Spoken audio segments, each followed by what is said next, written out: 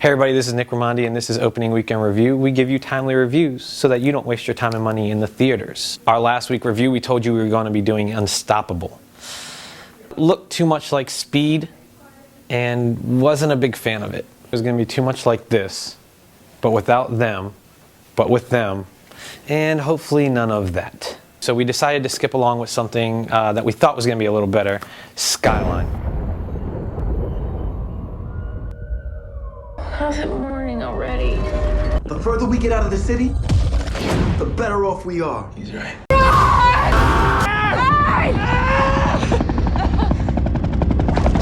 Skyline was a nightmare. The whole premise of the movie, spoiler alert, was floating vaginal monsters with little glowing tentacles, glowing brains. These aliens were like zombies, and they ate glowing human brains. They harvested them.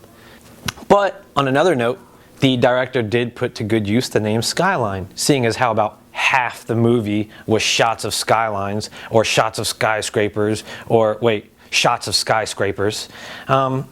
Pretty bad. The entire movie took place in one building. They tried to leave the building once, but the entire movie, just that one building, I almost jumped out of my seat and got on my knees and prayed for a second location. A second location. The boat that they were talking about, anything, just a different location. And in the movie, Donald Faison got eaten by some weird thing that engulfed him with these really rubbery looking tentacles. For a good part of the movie, I can say the CGI was okay.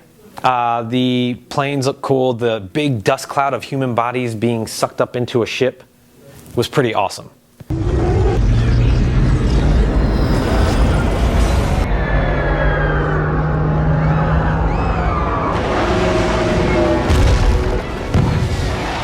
It grabs hold. A perfect example of what this movie should have been was a straight-to-DVD release. Did not deserve a theatrical release. It was a bunch of random actors put together that felt really awkward with basically non-existent dialogue. Okay, here's a perfect example of that non-existent dialogue. Said character says, "Look at me." Responding character says, "I'm looking." That was the dialogue for basically every conversation. All in all, it was a pretty bad movie.